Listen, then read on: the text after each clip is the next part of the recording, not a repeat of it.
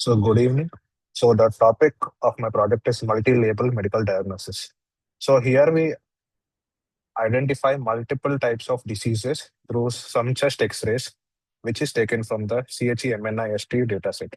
So, let us get down with the presentation. Introduction to automated diagnosis. This project focuses on the automated diagnosis of thoracic diseases, means the diseases in the chest area using chest X-rays, emphasizing the importance of multiple label classification for accurate, efficient medical evaluations and early disease detection. Now, let us get to know the importance of multi-label classification. Multi-label classification is crucial in the medical field as you can identify multiple diseases so that you can get a cure easily. Now, let us get to the data insights of this project, which is nothing but the CHEMNIST dataset. So this comprises around or over 78,000 grayscale images of chest X-rays. Since we are seeing thoracic regions, that is nothing but the chest area. So we get the images of chest X-rays. They represent diverse thoracic diseases. Now let us get to know the challenges faced in this multi-label classification. Addressing class imbalance and complexity.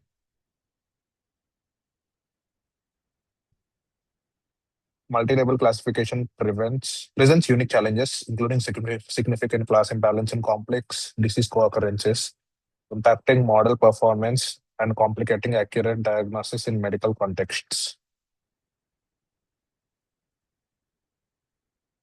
Now let us get to the what type of algorithms we have used in this project, which are nothing but the binary relevance, classifier chains, and label parset. Binary relevance method here, each disease is treated as an each disease is treated as separately. Like each disease label is treated separately, allowing for simplicity and fast computation so that you can compute it fast while enabling the model to predict multiple diseases per chest X-ray image efficiently. Classifier chains. In classifier chains, labels are treated sequentially, like this after this after this, kind of like sequentially in like just like a chain, where each label's prediction can depend on previous labels. So, for example, if a person has disease A and there is a disease B, like disease B might be related to disease A, something like that, allowing for more information flow and potentially improving accuracy. Label parset. Label parset transforms the multi-model problem into a multi-class one by treating every single possible disease or label. Okay, let us call it labels as a separate class, enhancing the model's ability to capture complex dependencies. What are the data pre-processing steps? The data pre-processing involves flattening images and applying normalization techniques. This ensures consistent pixel values and prepares a balanced subset of around 40,000 samples. Next, we will go with the threshold optimization process. The process of threshold optimization is crucial for converting predicted probabilities into binary labels, allowing for improved classification accuracy.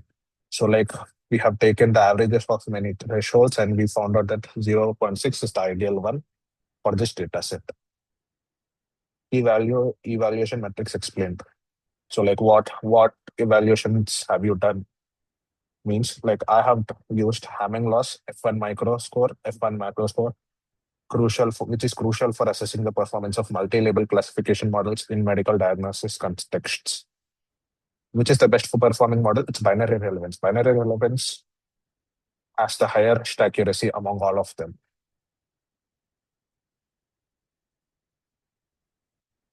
What are the challenges faced? The analysis reveals significant challenges including low image resolution, class imbalance among diseases, and the inherent limitations of logistic regression in capturing complex relationships. Now, let us come to the conclusion of this project. In conclusion, the multi-label logistic regression model effectively identifies thoracic diseases, emphasizing the need for advanced techniques like CNNs, convolutional neural networks, and data augmentation, which can enhance diagnostic accuracy in clinical applications. What are the future steps? What do we think can be improved from this project? What can be implemented in the future is that we can implement CNNs, enhancing data through augmentation and exploring ensemble layer methods to improve classification accuracy and adding and address existing challenges in multi-label medical diagnosis. So now let us get down to the code of this project. So first of all, we import all the libraries, and then we import the data set root MDNIST through sklearn, and we load the data set, and we split the data set into training set, validation set, and testing set, which is as normal. And we have given the label names of multiple diseases, like there are around 1, 2, 3, 4, 5, 6, 7, 8, 9, 10, 11, 12, 13, 14 kinds of diseases or conditions, you can call them. After installing the libraries, we are analyzing the label distribution. So in this part of the code, we have identified frequencies, like what disease is occurring, how many times, how frequently. Like for example, if you take pneumonia, it is occurring 978 times. Consolidation is occurring 3,263 times. As you know, this is a data set. As you know, I forgot to tell you that I have used CHEM-NIST data set, which has around 78,000 images of chest X-rays. So this is the frequency of those data of those diseases. And we have even generated a heat map to indicate like what are the chances of two diseases occurring simultaneously. Now let us get down to the pre-processing thing. Before we feed our images into machine learning models, we need to transform them into the right format. So here each image starts as a 28 cross 28 grid of pixel values, but logistic regression and most traditional machine learning algorithms expect a one-dimensional vector of features. So we reshape these images from a 2D array to a 1D vector containing around 784 values, means features, 784 features, and we are training them with, we are taking only 40,000 samples as the computation speed will be better. Now let us go to the training models. As you know, like I have explained before, binary relevance model, we are training them in using three different algorithms: binary relevance, classifier chain, and label parser. So this is all the training model. So this is how we trained all the things.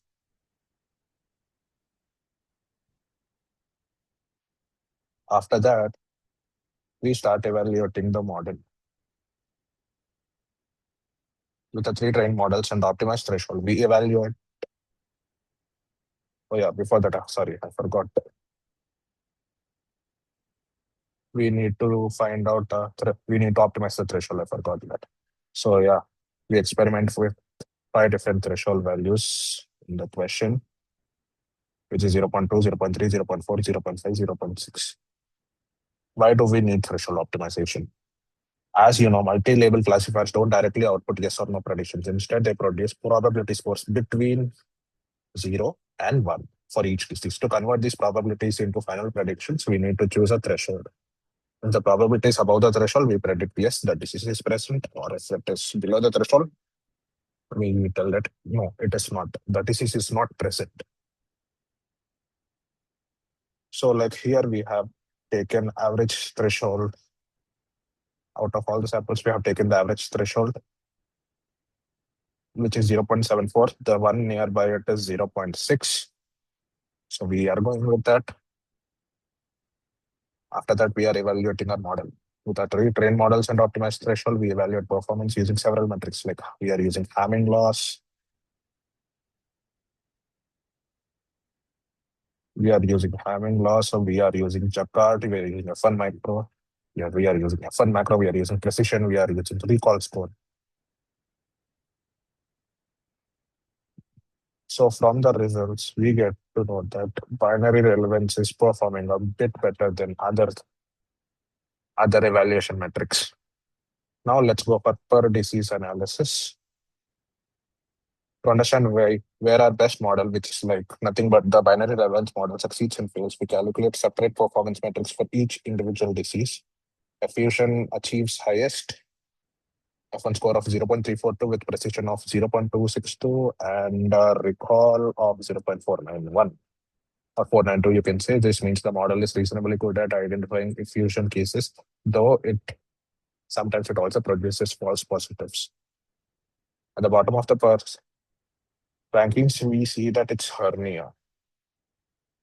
So finally, we visualize our resources based on F1 scores. We graph them up, we sample our predictions.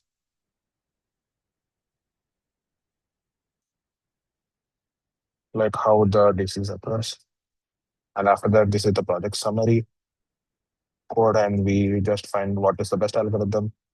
It's a binary relevance. It gave a F1 micro score of 0.1635 and F1 macro score of 0.1345 and inverse of 0.1913. I hope you understood. So this is the project. Thank you.